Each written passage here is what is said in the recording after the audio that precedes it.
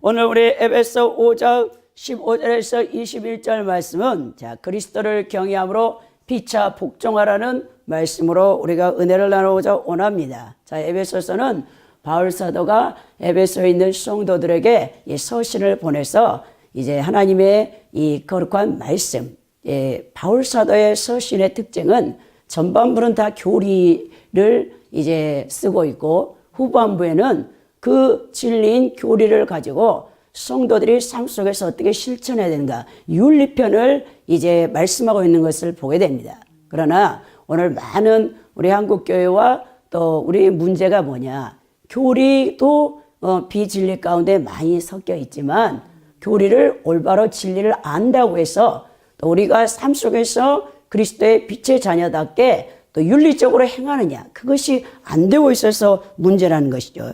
우리 하나님께서 성도들을 구속하셔서 이제 성도들에게 가장 바라는 것은 무엇입니까? 하나님이 창조하신 목적대로 하나님의 영광을 위하여 그리고 하나님을 기쁘시게 하는 삶을 살기를 원하고 계신다는 것이죠.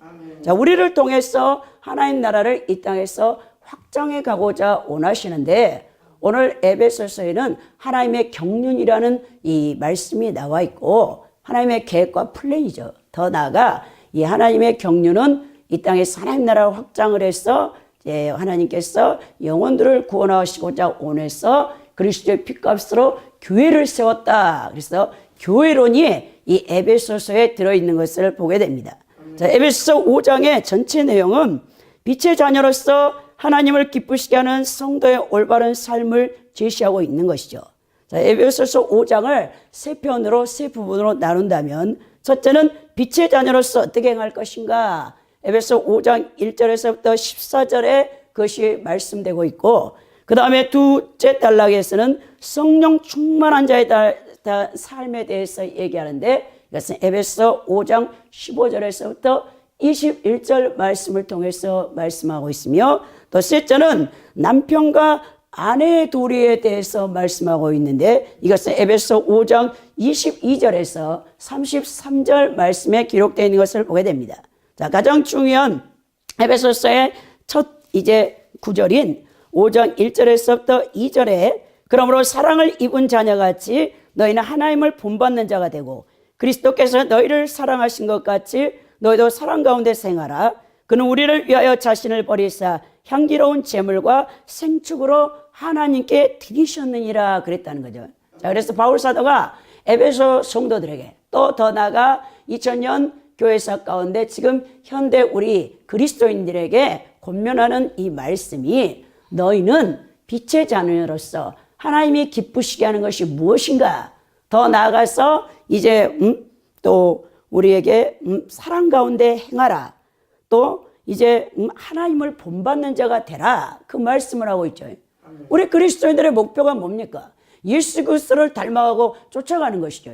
하나님의 형상 회복이죠. 하나님의 형상은 예수 그리스도가 하나님의 형상이란 말입니다. 그렇다면 우리의 신앙의 이 본이 되시는 예수님께서 사복음서에서 우리에게 가르치신 그 진리의 말씀과 함께 그분의 삶을 우리가 본받아야 되는데, 오늘 그리스도인이 그리스도인답지 못하는 게 문제라는 겁니다. 첫째 단락으로 먼저 세월을 아끼라라고 바울 사도는 우리에게 얘기합니다. 에베소 5장 오늘 15절에서부터 18절에 말씀하고 있는데, 너희는 지혜 없는 자같이 하지 말고 지혜 있는 자가 되어져서 세월을 아끼라 그랬어요.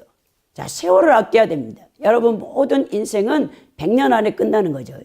여러분, 이 땅에서 이 육체적인 삶이 끝나면 우리가 믿는 그리스도이나 믿지 않는 불신의 영혼들이나 다 그리스도의 심판대 앞에 서는 거예요.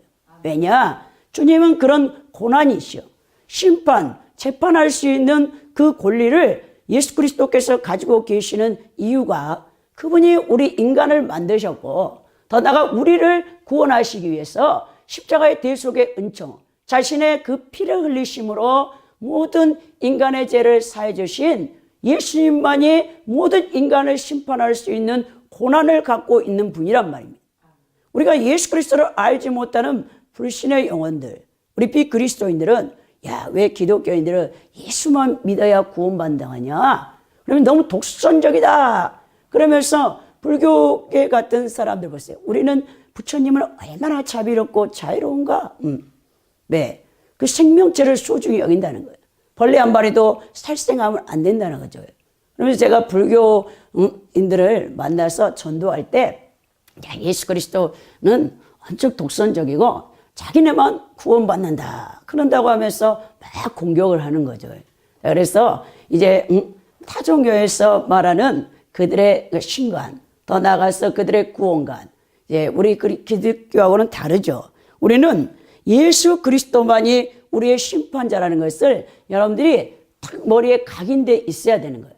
왜? 인간은 피조물이죠. 인간은 창조주가 아닙니다. 인간은 반드시 하나님의 목적에 의해서 만들어진 거예요. 자, 그래서 모든 인간이 만든 여러분 물건들은 인간의 필요의 목적에 의해서 만들어졌죠.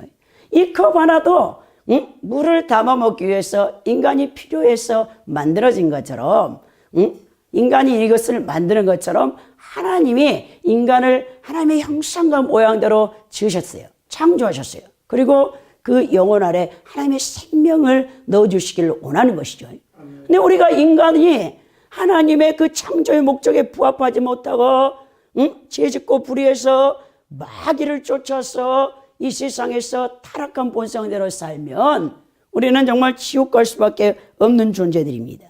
자, 그래서 세월을 아끼는데 기회를 선용하라. 이게 가장 중요한 말이에요. 여러분, 시간이 점점 흘러가고 있어요. 여러분들이 이 땅에서 이제 살아온 날보다 천국에 갈 날이 더 가까울지도 모릅니다. 이 세월 아끼라는 에베소 5장 16절의 말씀에서 이 아끼라는 해당하는 헬라어는 엑사고라조 메노이라 해서 도로 사다, 속량하다는 뜻이죠. 이것은 신약 성경에서 예수 그리스도께서 자신의 핏값으로 율법으로부터 우리를 구속한 것에 관련되어 있는 용어입니다. 자, 세월이라는 말은 카이론이라는 말인데 중요한 시기, 금방 지나가 버리는 특별한 기회다. 여러분, 인생에는 세상 사람들도 말로 인생에 3번의 기회가 주어진다 그러는데 우리 사람들에게는 항상 기회가 주어지는 게 아니에요. 자, 다 그 시점이 있어요. 사람은 태어나서 공부할 때가 있고 또 이제 성숙해지면 가정을 이뤄서 결혼할 때가 있고 자녀를 낳아서 시집장가를 보내고 여러분 그러다 보면 노년이 되고 그러면서 이제 주님 나라에 갈 날이 점점 가까워지는 것을 보게 되죠. 자, 세월을 아껴야 되는데 가장 중요한 것이 무엇이냐? 우리가 인생에서 이 땅에 태어나서 가장 중요한 것은 예수 그리스도를 만나야 되는 것이죠. 여러분들이 예수 그리스도를 만나지 않으면 이 땅에 그 많은 부귀 영화, 여러분 그 모든 것을 가졌다 한들 여러분들의 인생은 성공이 아닙니다. 왜냐? 이 땅의 끝이 아니죠. 반드시 사후세계에서 천국 아니면 지옥이라는 그 장소적인 곳에 가게 되는데 이 땅에서 예수 그리스도를 믿고 구원을 받고 제사함 받아야 우리가 천국 가는 것이죠. 그래서 예수님을 만나는 것이 사람으로서 가장 중요한 일이고 더 나아가 영생을 받고 구원을 받았다면 이제 우리가 그리스도인이 됐다면 우리가 최우선으로 해야 할 일이 무엇인가? 나처럼 주님을 만나서 기쁨을 누리고 있다면 예수 그리스도를 모르는 자에게 복음을 전파해서 그 영혼도 주께로 돌아올 수 있도록 여러분들이 복음 전파에 힘을 써야 되는 거 아닙니까? 천국 복음을 전파해서 한 영혼이라도 지옥 갈 영혼을 천국으로 올려보낼 수 있는 그 놀라운 일들을 여러분들이 게으르지 말고 나태하지 말고 열심을 내서 해야 한단 말입니다. 그러나 오늘날 많은 그리스도인들이 하나님께서 기회도 주고 시간도 주고 물질도 주는데 아무것도 하지 않는다는 거예요. 복음을 전하는 일은 더욱더 하지 않아. 복음을 전하는 일은 쉬운 일이 아닙니다. 제가 복음을 전파해 보니까 엄청난 핍박을 받게 돼 있어요. 박해를 받게 돼 있습니다. 지금 시대에는 복음 전하는 것이 더 어려워요. 근데 이제 우리 하나님께서 그랬죠. 바울 사도를 대해서 때를 얻든지 못 얻든지 그리스도의 말씀을 전파해서 한 영혼이라도 주께로 인도하라. 너희들은 예수 그리스도와 불신자들 사이에서 중매자가 돼야 된다고 했죠. 여러분들이 올 한 해 이제 기회를 선용해서 세월을 아끼고 내게 주어진 그 모든 것을 가지고 영혼 구원에 힘을 써야 된다는 것입니다. 그것이 가장 가치 있는 삶이라는 것을 여러분 기억하시기 바랍니다. 오늘 보니까 어리석은 자가 되지 말고 오직 주의 뜻이 무엇인가를 이해하라고 에베소 5장 17절에 말씀하고 있어요. 어리석다는 말은 여러분 여기 헬라어 원어로는 아프로네스인데 지혜가 없는 자라는 뜻이에요. 지혜 없는 자가 되지 말고 지혜 있는 자가 돼야 되는데 에베소 교인들에게 적극적으로 바울이 뭐라 하겠냐? 주의 뜻을 이해하라라고 권면하고 있는 거죠. 이해하라는 뜻은 어떤 것에 마음을 기울여 파악해라. 온 힘을 다 쏟아부어서 노력하라는 뜻이에요. 노력하라는 뜻. 그리스도인들이 악한 세상에 살면서 주의 뜻을 잘 분별하고 주의 뜻대로 삶을 영위하여 빛의 열매를 맺어야 한다고 오늘 말씀하고 있는 것입니다. 또 두 번째, 술을 취하지 말고 오직 성령의 충만함을 받으라고 오늘 에베소 5장 18절에 말씀하고 있는 것을 보게 되죠. 여러분, 이 술 취함은 방탕함. 고대 이제 바울 사도가 2000년 전에 교회에 이렇게 서신을 보낼 때 그 시대에도 술 취한 자들이 많이 있었다는 거예요. 술 취한 사람을 어리석다라고 성경에서는 말씀하고 있어요. 그러나 성경에서 이 바울이 오늘 술 취하지 말라, 이것은 방탕한 것이 그랬는데 술을 먹는 것만 얘기하는 것이 아니고 돈을 사랑하고 여러분 유욕의 무절제, 육체의 소욕이 즐기는 것을, 쾌락을 여러분 그것을 절제하지 못하는 자를 다 술 취함과 함께 바울이 얘기하고 있는 것을 보게 되죠. 자, 우리가 술 취하지 말고 성령의 충만함을 입으라 했는데 성령 충만함의 결과는 지혜로운 삶을 사는 거예요. 지혜로운 삶을 사는 거예요. 자, 누가가 오순절날 마가다락방에 성령이 어마어마하게 강하게 임했어요. 120명의 예수님의 제자들이 다 성령 충만받고 방언으로 막 말하기 시작하니까 야, 사람들이 다 저 사람 미쳤다 그래. 그러니까는 이 술 취한 현상에 비하는 거죠. 그러니까 예수 그리스도를 모르는 사람들이 야, 성령 충만한 사람들을 보고 야, 술 취했는갑다 그래. 술 취하면 여러분 술 취한 분들 보니까 평소에는 말을 못하는 분들이 술만 드시면 엄청 말을 잘하고 담대하죠. 여러분 그런 것처럼. 그리고 기뻐. 세상 사는데 너무나 고통스러운데 술을 먹으면 여러분 그 고통을 그 순간에 다 잊어버려. 그래서 사람들이 술을 계속 먹는 거예요. 예수님을 모르는 사람은 술로서 그냥 인생의 그 고통스러움을 다 잊으려고 술을 마셔. 술을 먹는 거죠. 나중에는 자신도 통제할 수가 없어. 술을 먹어버립니다. 그런데 성령 충만한 이 증세도 술 취한 모습과 비슷하게 나타납니다. 왜? 성령 충만하면 담대해. 복음을 증거하는데도 여러분 목숨 걸지 않고 복음을 증거할 수 있어요. 얼마나 담대한지 몰라. 성령 충만하니까요. 그냥 복음 전도는요. 아주 그냥 안 하면 못해. 견디지를 못하게 하시더만 성령이. 제가 성령 충만하니까 신학교 때 그냥 눈만 뜨면 복음지를 이렇게 들고 와가지고 병원 전도, 노방 전도 만나는 사람마다 지하철에서도 예배 드리고 오는데 옆에 지금 맞은편에 있는 사람이 너무 딱 보니까 이 사람 심각하네. 그게 다 보이더라고요. 그래가지고 그분한테 가서 아주머니 예수님 믿으세요. 제가 그랬어요. 그러니까 저절로 막 그게 성령 충만하니까 복음 전파가 된다니까요. 여러분이 성령 충만하니까 복음 전하는데 엄청 두려워가지고 쭈삣쭈삣하고 같이 노방전도 같이 가자고 해도 막 가서 열심으로 사람들 앞에 복음을 못 전하는 거예요. 성령 충만하면요. 술 취한 사람이 담대한 것처럼 더 담대해. 그래가지고 그냥 지나가는 사람들에게 다 복음을 증거하는 거죠. 그 다음에 너무 기뻐.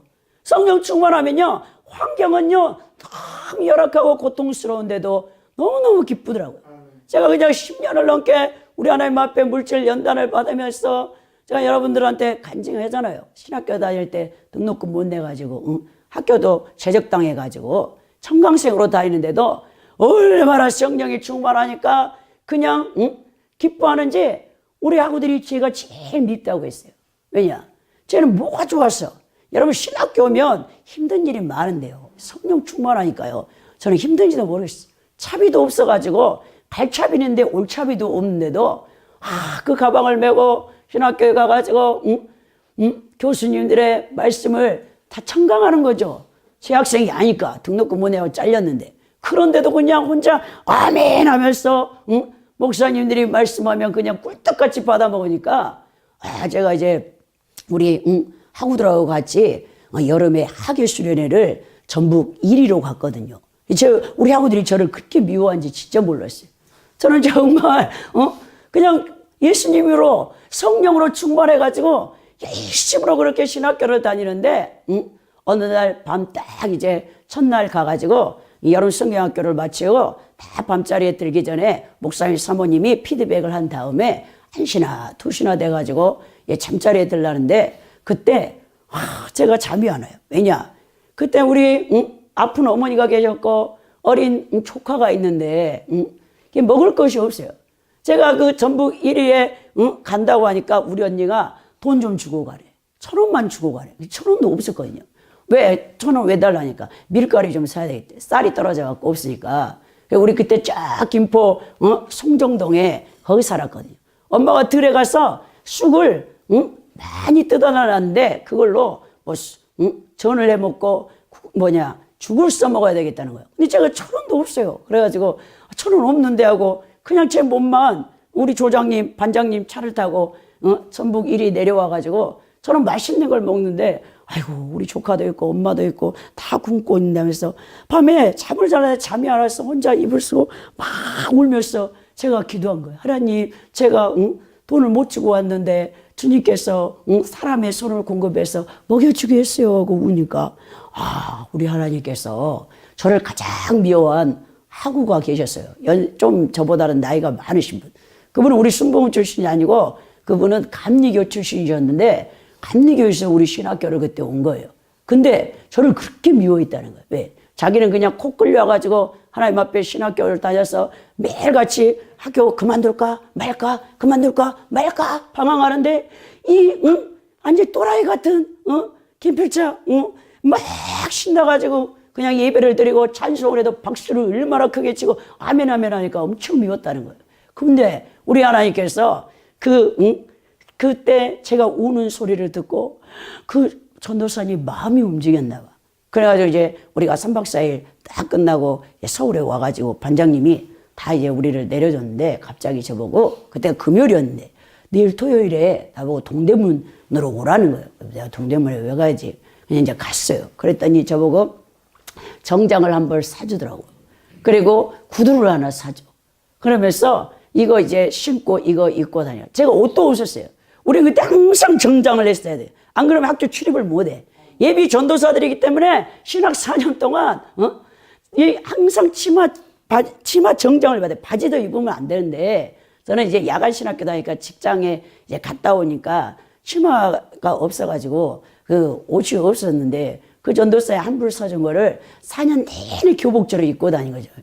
그래가지고는 그분이 제가 이제 직장에 갔다 오면 밥을 못 먹고 학교에 가는데 김밥을 항상 앉는 교탁 의자에다가 2개를 딱 놔둬. 그래서 저를 그렇게 섬겨주시더라고. 너무 감사했어요. 근데 그분이 그랬다는 거예요. 김필자가 정말 미웠는데 그 밤에 혼자 울면서 엄마 조카를 놓고 눈물 뿌려 기도하는 거 보고 자기가 너무 마음이 이제 짠하게 생각해가지고 우리 하나님이 그분을 저한테 까마귀로 붙여가지고 제가 신학교 다니는데 그렇게 밥을 식사를 저녁 식사를 늘 김밥으로 제공하게 해주더라니까요. 그래서 성령 충만하면 여러분 모든 환경을 다 이깁니다. 여러분들이 성령 충만하지 않기 때문에 여러분 환경을 크게 보고 예수님이 안 보이는 거죠. 그러면서 여러분들이 좌절하고 낭망하는 것을 보게 되는 것입니다.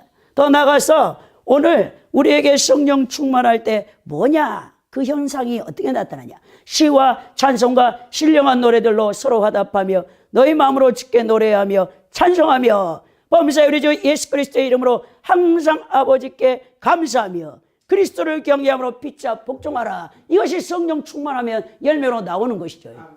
와, 시와 찬미와 노래들로 이제 초대 기독교가 형성되어질 때는 아직 이 교회 예배 음악이 없었죠.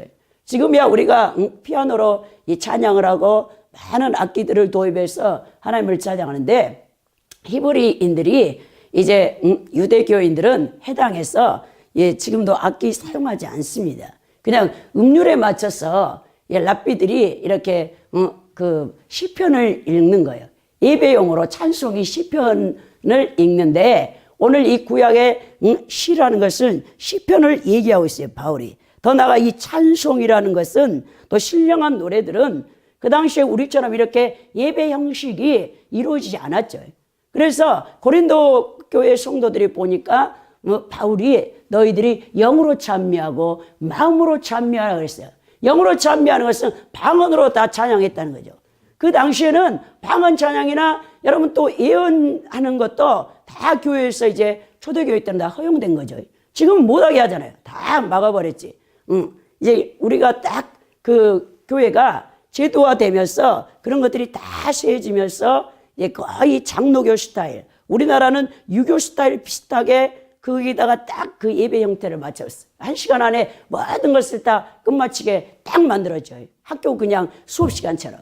근데 초대 이제 성령이 임하시고 교회가 세워질 때, 아직 이런 예배의 형태가 없을 때는 그들이 자유롭게 영으로 찬양하고 또 모든 사람들이 알아들을 수 있도록 마음으로 찬미하고, 바울이 그것이 고린도전서 14장에 기록되어 있는 것을 보게 되는데, 그러면서 하나님을 찬양하는데 아무거나 찬양하는 게 아니었습니다. 그 당시에 보면 반드시 찬양할 때 빌립보서 2장 6절에서부터 11절 말씀을 근거해서, 자, 예수 그리스도께서 이제 머리 되시고 다 복종하는 그런 찬양, 더 나아가서 삼위일체 하나님의 영광을 찬양하는 영광송들이 그 당시에 불려지는 것을 보게 됩니다.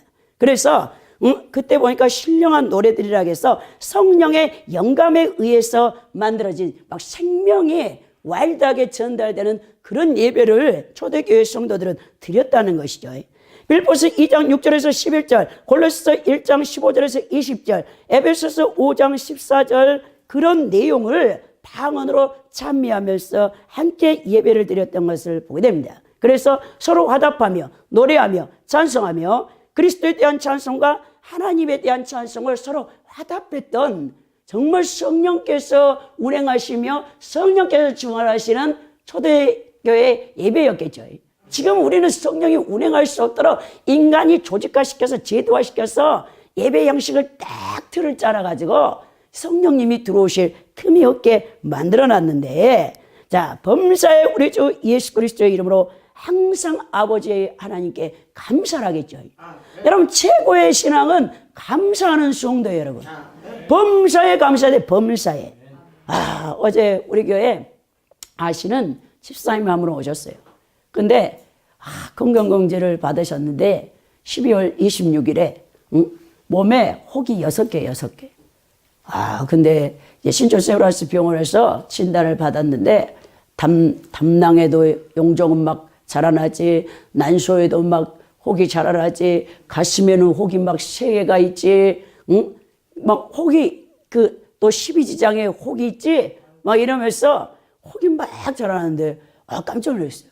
제가 4년 전에 그분 때문에 우리 교회가 2시 하여 영성 집회가 생겼어요. 그때도 그분이 6개월 동안 자궁에서 출혈이 일어나면서 자궁을 제거하지 않냐고 우리 주님의 신적 치유를 받기 위해서 제가 아시는 전도사회 소개로 우리 이제 교회에 오신 거예요. 그래서 제가 이제 하여 영성 집회가 그때 그분을 통해서 생겼는데, 결국은 이제 너무 심하시니까 하혈을 많이 하면 사람이 완전히 약해집니다. 못 견디셔가지고 수술을 했어서 이제 자궁을 적출하신 경우인데, 또 이렇게 4년 만에 모든 몸 곳곳에 혹이 생긴 거죠. 이제 악성 이것이 종양으로 계속 되어지면 다 수술을 해야 되는데, 저는 이제 심각할 줄 알았는데 너무 기뻐하는 모습으로 오신 거예요. 그래서 그 믿음이 그만큼 자라난 거죠. 굉장히 질병에 대한 세력의 두려움이 있었습니다. 왜냐, 이제 어머니가 일찍 암으로 세상을 떠나신 케이스이기 때문에 유전 가운데 벌써 50%가 암 걸릴 수 있는 확률을 갖고 있는 분이죠. 그러니까 이제 몸이 계속 혹이 생기는데 이제 그러는 거예요. 이번에는 목사님 제가 수술을 하지 않고 작정 기도를 해가지고 성령의 불로써 다 치형을 받으기로 결단했습니다 그러더라고요. 그렇게 밝게 이제 기도를 받고 가셨어요. 그리고 이제 제가 잘 가시라고 카톡으로 문자를 보내드리고, 정말, 다른 사람 같으면 여러분, 자기 몸에, 혹이 막 자라고 있고, 의사들이, 경과를 지켜봐야 됩니다. 큰일 납니다. 막 이러면서, MRI 뭐 다 찍어가지고 막 이러는데도 그 결과를 가지고 기뻐하는데, 제가 말씀 카드 하나 딱 뽑으라 하니까, 말씀 카드를 딱 뽑았는데, 자, 하나님께서 모든 것을 선하시게 지으심에, 감사함으로 받으면 버릴 것이 없느니라, 이 말씀을 뽑은 거죠. 여러분, 질병이라 할지라도 그러면서 그분도 고난을 많이 받으신 분이야. 그러면서 하시는 말씀이, 목사님 정말 제가 고난을 받아보니까 알겠더라고요. 옛날에는 왜 이런 고통이 제게 왔는가 그랬는데, 다 지나가 보니까 우리 주님이 저를 사랑해서 이 고통, 질병, 또 물질의 어려움, 또 시댁과의 갈등, 시어머니, 시아버지 때문에 엄청 그 맏며느리로 고생을 많이 하셨거든요. 중풍 걸린 시어머니를 15년을 수발하니 얼마나 힘들었겠습니까? 그러면서 그런 과정을 다 지나고 보니 정말 우리 하나님의 은혜가 큽니다. 다 하나님의 손길이었어요. 그 고백을 하고 가시더라고요. 야, 정말 범사에 감사할 수 있는 분이네. 그러면서 저도 기뻤는데, 자, 성령 충만을 받은 성도들은 기뻐하면서 그리스도를 찬미할 뿐만 아니라 범사에 모든 일에 하나님 앞에 감사밖에 없단 말이죠. 우리가 감사하지 못하는 것은 우리 하나님 앞에 여전히 우리가 신앙이 온전하지 못하기 때문에 그렇습니다. 왜 우리가 하나님 앞에 감사되냐? 왜 하나님께서 모든 것을 여러분들에게 주셨죠. 이 땅에 여러분들 태어날 때 뭐 가지고 왔습니까? 빈손으로 왔어요, 여러분. 여러분, 벌거벗은 아기가 뭐 갖고 왔습니까? 아무것도 여러분 걸치고 온 게 없어. 그러면서 뜻은 벌거지고 응애 엄마 뱃속에서 태어나면서 그러죠. 이 어렵고 험한 세상을 어찌 살고 하고 아기가 울었죠. 근데 죽을 때는 뭐합니까? 다 놓았느니라 하고 두 손 벌리고 가버려. 아무것도 없어. 자, 가지고 온 것도 우리가 이 세상에 없고 가지고 갈 것도 없습니다, 여러분. 그렇죠? 근데 크리스천들에게 소망은 무엇입니까? 내가 이 땅에서 하나님의 영광을 위해서 했던 그 모든 일들은 저 영원한 나라 천국에 가서 보상을 받는다는 것이죠. 엄청난 여러분 우리 하나님의 그 은혜. 야, 이 땅에 끝나는 게 아니에요. 우리 크리스천들의 진짜 인생은, 우리 그리스도인들의 인생은 죽어서 영원 천국 가서 거기서 이제 다 결정되는 것이죠. 자, 예수 그리스도를 닮아 가서 여러분 성품이 예수님같이 된 사람들은 부활체를 입을 때도 해와같이 빛나고 달과 같이 빛나고 별도 별의 광채가 다 다르다겠죠. 여러분들의 해와 같은 예수 그리스도의 가장 가까이에서 그 부활체의 몸을 입고 주님을 찬양하며 살기를 원합니까? 아니면 주님과 멀리 떨어져 가지고 하늘에 여러분 별들도 별로 빛이 안 나는 별들이 있어. 여러분 그런 부활체를 입고 주님 앞에 멀리서 천국에서 있기를 원합니까? 다 자기 자리가 결정되고 자기가 살아야 할 집들과 자기가 다 여러분 거기서 누려야 될 것들이 이 땅에서 우리 그리스도인들이 주를 위해서 무엇을 했는가에 따라서 선악으로 행한 모든 것들을 심판받을 때 여러분 결정된다는 것입니다. 그래 여러분 헛된 것이 없어요. 정말 여러분들의 최고의 복은 이미 예수님을 만났고 성령님을 받았다면 이제는 자로나 우러나 치지 말고 주를 위해 살다 가야 된다는 것이죠. 살아도 주를 위해 죽어도 주를 위해 우리가 이 세상 것을 바라볼 지금 시간이 없습니다, 여러분. 그래서 여러분들이 정말 충성돼야 하는데 우리 하나님께서 여러분들에게 모든 복을 주신 거예요. 지금 내가 갖고 있는 모든 것은 주님 주신 거예요. 그것을 알고 여러분들은 감사할 줄 알아야 돼. 그래서 여러분 초대교회 공동체에서는 예배를 드릴 때 감사밖에 없어요. 여러분 초대 교회가 세워질 때 어마어마한 핍박을 받았습니다, 사실은. 지금 우리하고는 비교가 될 수 없죠. 로마의 속국 아래 있고 유대 교인들한테도 엄청난 박해를 받았어요. 초대 크리스찬들은 300년 동안 로마 박해를 받아 이교주의들에 의해서. 그런데도 그들은 모일 때마다 날마다 만나서 서로 교제하며 찬송하며 떡을 떼며 하나님을 찬양하며 구제한 일에 힘쓰며 또 그리스도의 나라 복음 전파 선교하는데 전도하는데 힘을 쓴 것을 보게 됩니다. 자기들의 목숨을 내놓고 그런 일들을 했죠. 자, 그러면서 그리스도를 경외함으로 피차 복종하라 그랬어요. 성도들의 삶의 가장 중요한 근원이 성령님인데, 여러분 성령 충만하면 복종이 저절로 되어요. 여러분들은 복종하면 막 왜 노이로제 걸려. 권위주의. 막 저분은 권위주의 같아. 너무 싫어. 어릴 때 먼저 우리 하나님께서 질서를 위해서 가정에서부터 권위에 순종하는 법을 배우게 하는 거죠. 여러분 일단 자녀는 부모에게 여러분 부모의 권위 앞에 복종하도록 우리 하나님께서 그렇게 세팅하셨어요. 더 나아가 여러분들이 학교를 가면 선생님의 권위 앞에 복종하도록 순종하도록 여러분들을 훈련했어요. 더 나아가서 여러분 사회생활하면 여러분들의 상전들, 여러분들을 다스리는 사장님, 여러분 쫙 있죠. 여러분 사회가 다 조직화되어 여러분 되어 있지 않습니까?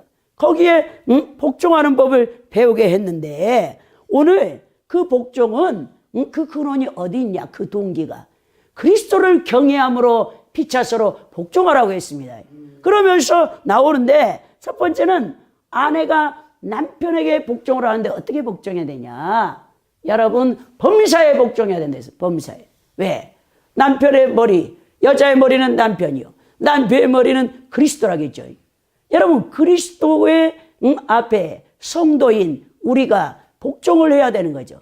교회의 공동체 예배에서도 이 교회의 여러분 주인, 머리 되신 분은 예수 그리스도입니다. 우리는 모두 그리스도의 지체로서 몸을 형태를 이루고 있어요. 그래서 그리스도의 말씀 앞에 우리가 복종하는 것처럼 가정에서 아내들이 남편의 여러분 말 앞에 복종을 해야 돼. 그 부분부터 되어야 돼. 여러분들이 진짜 공동체 예배에서 은혜를 받았다면, 성령 충만하다면 가정에서도 남편에게 복종하게 돼 있어요. 근데 여러분 이 말세 지말에 놀라운 일은 뭔지 압니까? 그리스도 앞에 교회가 복종하지 않아. 오히려 거꾸로 됐어. 그리스도를 발에다 내려놓고 교회가 그리스도의 머리 위에 올라갔어. 이것이 여러분 종말의 교회의 현상이야. 더 나아가 여자들이 남자 위로 올라가. 이것이 질서를 거스르는 이 마지막 때 종말에 있을 모든 세상의 이 사상들입니다. 그래서 계시록의 17절에 보면 음녀교회가 나오는 거예요. 교회인데 음녀야, 음녀. 그리스도의 대신 신랑 앞에 그분 앞에 복종하지 않는 교회, 그 음녀교회가 나오는 것을 보게 되는데, 여러분들 가정, 그리스도인의 가정은 가장 먼저 아내가, 오늘 바울이 그랬어요. 분명하게 아내들이여 남편의 말에 복종하라 그랬죠. 죽게 하듯 하라. 남편을 주라 해야겠다. 사라가 아브라함을 주로 여러분 대한 것을 보게 됩니다. 사실 보면 사라가 대단한 사람이에요. 여러분 같으면 남편이 자기를 놔두고 젊디 젊은 애굽에 하가를 얻어가지고 이스마엘을 낳고 자기한테 기르라고 할 때 여러분 복종하겠습니까? 남편이 다른 데서 애 낳아가지고 데리고 들어와가지고 시바제 해가지고 너 애 길러. 그런데 복종할 여자가 어디 있습니까? 근데도 사라가 복종을 해. 그것만 있었습니까? 아브라함이 무슨 짓을 했습니까? 사라를 2번이나 왕들의 첩으로 팔아먹고 그걸로 재산을 많이 챙겨가지고 가나안 땅에 또 돌아와가지고 그것을 미천 삼아가지고 가나안 땅에 또 살았죠. 마누라 팔아가지고 돈 벌었던 사람이에요. 그런 사람 앞에서도 사라가 아브라함에게 죽게 하듯 거기에 복종한 대단한 사람이에요. 사실 여러분 사라가 그저 사라가 되는 거 아니에요. 여러분들은 뭐 사라 하는데 믿음의 사라, 믿음의 어머니, 열국의 어머니가 그냥 되는 게 아니란 말입니다. 자, 그러면서 뭐라고 하시냐? 남편이 아내 머리됨이 그리스도께서 교회의 머리됨과 같음이니 그가 바로 몸의 구주시라 그러죠. 그러면서 교회가 그리스도에게 하듯 아내들도 범사에 자기 남편에게 복종하라 그랬어. 아내들에게는 복종하라겠고 남편들에게는 뭐라고 했냐? 아내 사랑하기를 그리스도께서 교회를 사랑하시고 그 교회를 위하여 자신을 주신 같이 하라고 말씀하고 있는 거죠. 야, 예수 그리스도께서 십자가에서 당신의 몸을 찢고 피를 흘려주심으로 교회가 탄생했어요. 여러분, 아담을 깊이 잠들게 한 다음에 그 갈비뼈를 취해가지고 하를 만들었죠. 아담이 눈을 팍 뜨니까 딱 알아보는 거예요. 내 살 중에 살이요, 내 뼈 중에 뼈라 그랬어요. 자, 창세기 2장 24절의 근원이 오늘 여러분 이 모습으로 나온단 말입니다. 남편과 아내 사이로. 자, 그리스도가 신랑이고 신부인 교회가 어떻게 해야 되는가? 그 연관성 있게 독특하게 바울 사도가 에베소서에서 교회론을 이렇게 멋지게 표현하는 것을 보게 됩니다. 그러면서 남편은 아내를 자기 몸같이 사랑해야 되겠어요. 여러분, 자기 몸을 해하는 자는 이상한 사람이죠. 제정신이 아니죠. 거라사인 광인같이 2,000마리의 귀신이 들어간 사람은 자기 몸을 해. 막 학대를 해. 돌로 치고 칼로 막 긋고 자기가 하는 거 아니야. 2,000마리의 귀신이 들어갔으니까 여러분, 다른 인격이 들어가 있으니까 자기 힘으로 통제를 못하니까 그렇게 자기 몸을 해야지. 여러분, 귀신 들린 사람이라 그러지 진짜 온전한 사람은 자기 몸을 얼마나 아낍니까? 그러죠. 자기 몸 병들까 봐, 병들면 감기 걸렸으면 병원 가서 약 먹고, 여러분 아프면 주사 맞고, 자, 추울 것 같으면 옷을 입혀주고, 자기 몸을 막 보양하고, 또 기운이 딸린다 하면 한약방에 가갖고 비싼 녹용든 한약도 먹고, 막 또 여러분 건강보조제도 먹으면서 자기 몸을 가꾸잖아요. 질병 걸리면 그거 나으려고 애쓰고. 그런 것처럼 자기 몸을 엄청 사랑하는 것처럼 남편들의 몸, 아내가 남편의 몸이란 말입니다. 한 몸이라겠죠. 부모를 떠나 둘이 한 몸이 될지다 그랬어요. 자, 그러니까 남편이 자기 아내를 사랑하지 않는 것은 자기 몸을 사랑하지 않는 거야. 이제 먼저 여자들이, 아내들이 남편에게 복종할 수 있는 조건이 뭐냐면 남편이 먼저 아내를 사랑해 줘야 돼. 그 사랑해서 여러분, 여자가 저절로 반찬 하나라도 새로운 거 해갖고 남편 밥상에다 올리죠. 미워 죽겠는데 있는 반찬 또 내놓고 또 내놓고. 요즘 60대 넘어가지고 집에 은퇴해가지고 남자분들 집에 있으면 아내가 여러분 사골국 곰탕국 끓이면 두렵대요. 몇 날 며칠 이제 집을 나가. 자, 동창들과 함께 뭡니까? 유럽 여행, 북미 여행 이렇게 가. 성지 순례 이렇게 하면서 다 가. 그러면 열흘이고 보름이고 곰국, 사골국 계속 그거 먹어야 되죠. 그러니까 그거 끓이면 막 두려워. 어디 갈 거야 그러잖아요. 남자분들이 젊은 날에는 마누라를 내팽개치고 자, 허랑방탕하게 친구 좋아하고 직장 일에 또 거기에 힘쓰느라고 가정을 안 돌봤어. 자녀들도 내버려두고 부인도 외롭게 혼자 놔뒀어. 그러다가 이제 나이 60 되셔가지고 은퇴해가지고 집에 들어오니까 이제 친구도 없지. 아내가 친구요, 마누라가 친구요, 애편내가 친구로 하더만. 그래서 남자들은 그런데요. 그렇게 돼버리면 맨 마누라 꽁무니만 쫓고 아내가 어디 갈까봐 오늘 어디 나갈 거야 막 그러죠. 여자들 귀찮아. 남자가 여자를 귀찮게 한다 이런 것처럼 그 노래도 있었죠. 그러니까는 자, 사랑을 못 받아. 여자를 젊은 날에 아내를 사랑해주지 않았기 때문에 나중에 보복을 당하는 거예요. 나이 드셔서 다 그렇게 돼 있어요. 그러니까 잘해야 됩니다. 먼저 남편이 자기 몸같이 사랑해주면 아내들은 자기 남편을 위해서 맛있는 걸 하나도 더해서 주려고 하고, 시장에 가도 아이고 이거 우리 남편이 좋아하는데 하고 얼른 사줘. 돈 없어도. 그럼 맛있게 해가지고 밥상을 막 차리는 거 아닙니까? 자, 그것이 다 남편이 아내를 어떻게 사랑하냐에 따라서 그 식단이 달라지는 것처럼 그 얘기를 하고 있는 거죠. 자신을 준 것 같이 그리스도께서 교회를 위해서 자기를 내어주는 것처럼 그 희생적인 사랑, 그 사랑이 먼저 남편들에게 있을 때 아내가 범사에 그 남편들에게 복종하게 돼 있다 그랬어요. 이런 건 물로 씻어 말씀으로 깨끗하게 하시기를 거룩하게 하시고 자기 앞에 영광스러운 교회로 세우사 티나 주림 잡힌 것이나 이런 것들이 없이 거룩하고 흠이 없게 하려 하심이라 그랬죠. 아멘. 그리스도께서 교회에게 바라시는 게 뭡니까? 신랑이 신부에게 바라는 게 뭡니까? 정결 아닙니까? 성결 아닙니까? 아멘. 거룩함 아닙니까? 응? 부인이 돼가지고 요즘 세상 말로 애인 없는 사람 없는 것처럼 야, 산에 놀러 다니는 분들 산악회 그런 분들 다 애인이 하나 있어. 그래가지고 애인 만나러 다니는 거죠. 난 미국 직장 가면 자, 이제 멋지게 천철탄 딱 가면 제가 이제 우리 목사님 이제 사택에 가면 거기 소요산이에요. 소요산. 소요산에 딱 타면은, 딱 보면 부부가 아닌데, 야, 멋진, 그 아웃도어 옷을 멋지게 다 입고, 모자를 쓰고 막, 여기, 딱 들고, 그냥 막 삼삼오오 그냥 얘기를 하면서 막 웃고 그래요. 부부는 그렇게 사이가 안 좋죠. 그 중년이 넘었는데, 딱 보니까, 아, 이분들이 다 애인 사이인 것 같다. 그러면서 소요산을 많이 가더라고요. 우리 목사님 가까이 사셨는데도 소요산도 한번 안 내려가셨어요. 단풍이 좋다고 가을에 어떤 아는 사모님이 그 남편 목사님하고 같이 소요산에 단풍 구경하라고 해서 제가 몇 번 졸랐는데도 책 쓰신다고 바쁘다고 시간 없다고 하고 그래가지고 소요산 한 번도 못 가봤는데 많이 삼성하고 가더라고요.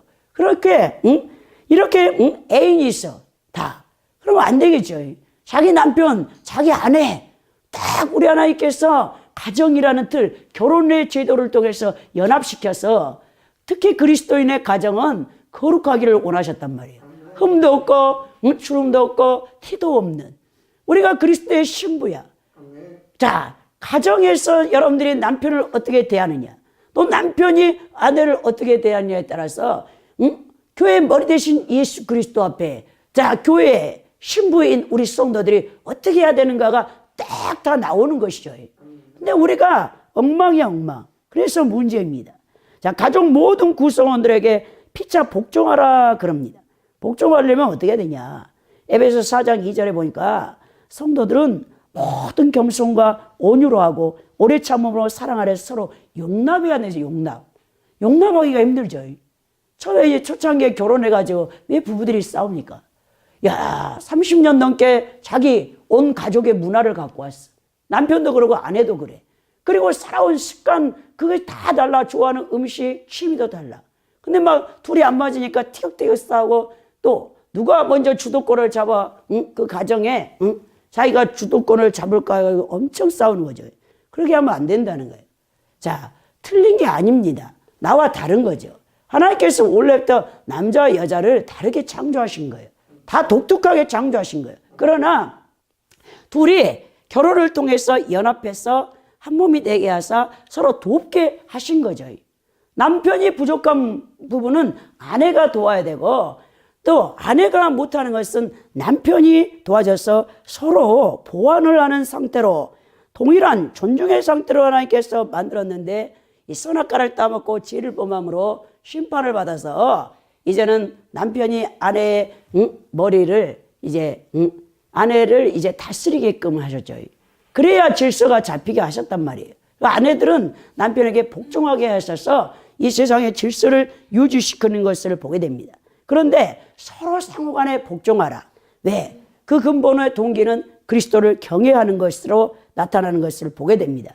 그래서 골로새서에서도 그게 동일하게 나타나요. 근데 골로새서는 상정과 종의 관계에 대해서 더 강하게 어필했다면 오늘 에베소서는 그 세 부류 오늘 보니까 아내와 남편, 자녀와 부모, 종과 상전이 쫙 복종 관계에서 나타나는데 가장 오늘 강하게 에베소서에서 바울 사도는 아내와 남편 사이, 부부 사이를 어떻게 해야 되는가 그리스도와 교회를 빗대어서 이렇게 강하게 어필하고 있는 것을 보게 됩니다. 자, 결혼은 가장 중요하죠.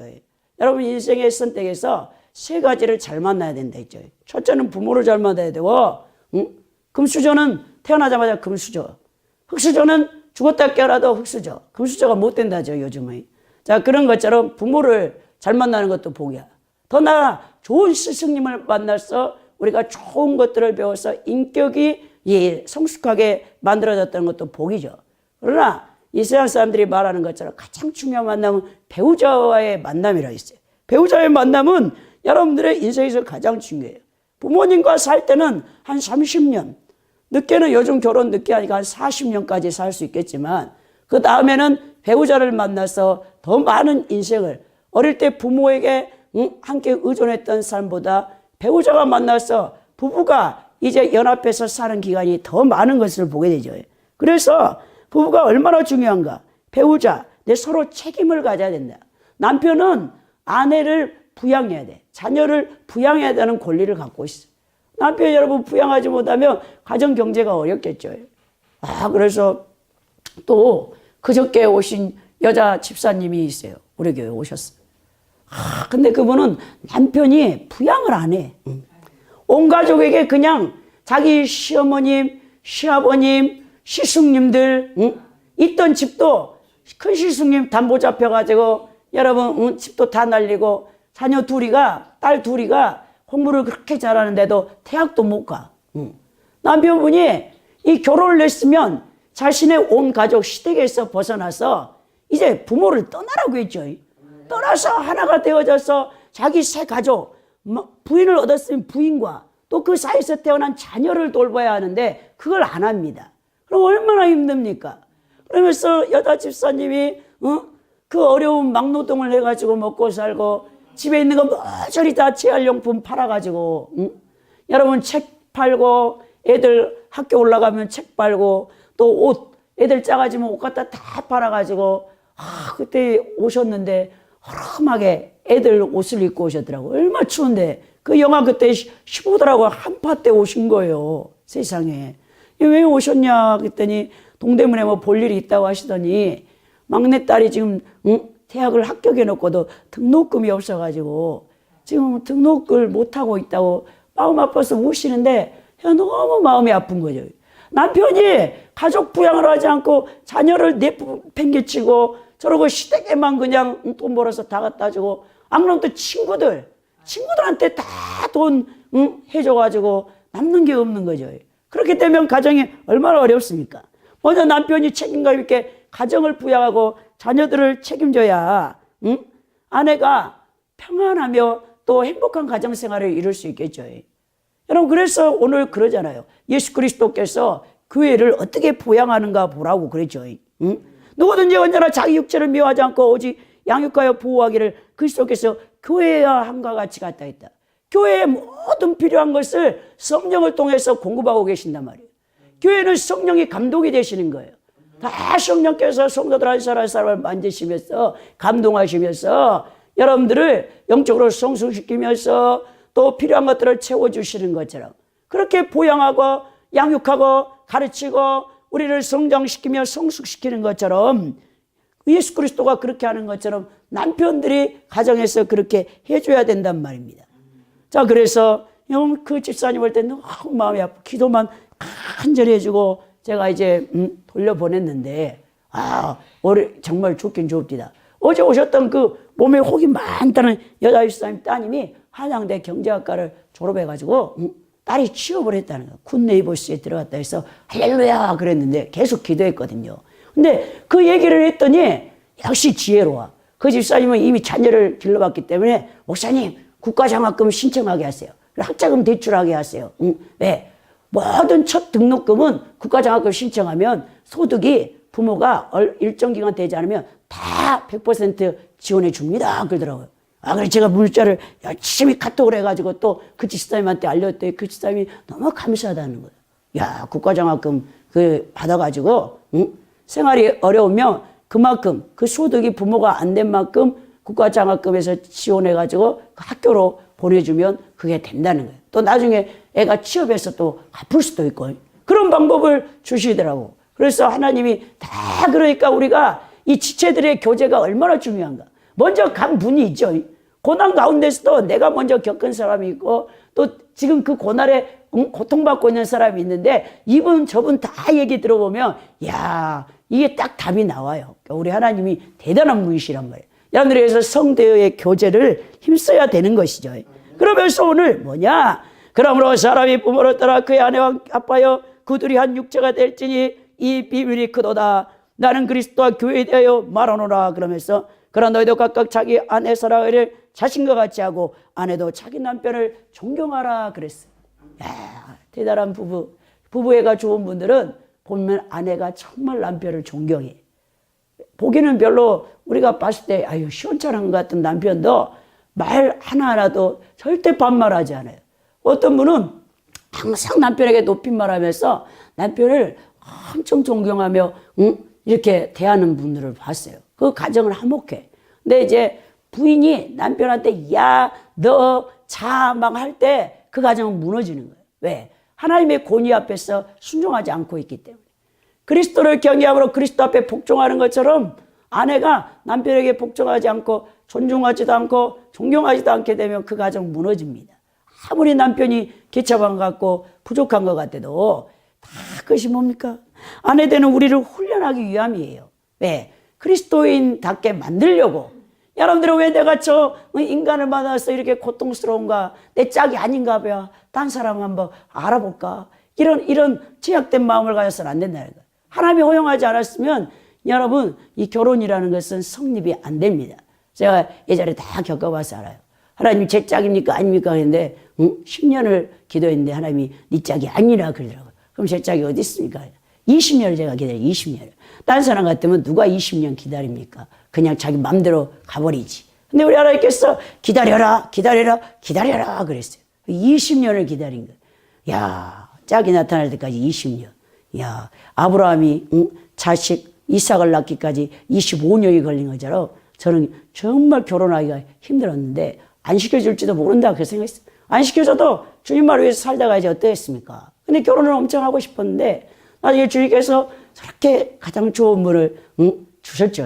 그러니까 기도를 많이 하면 많이 할수록 하나님께서 여러분들에게 그만한 더 좋은 것을 준다는 것을 기억하시고 여러분들이 오늘 이렇게 성령 충만해서 예수 그리스도 하나님 또 성령님을 삼위 하나님을 찬송할 뿐만 아니라 여러분들이 범사의 아버지 하나님 앞에도 감사할 뿐만 아니라 가정에서도 피차 서로 그리스도를 경외함으로 복종함으로 아름다운 가정들을 만들고 하나님 앞에 영광을 돌릴 수 있는 복된 분들이 될 수 있기를 예수 그리스도 이름으로 축원드립니다.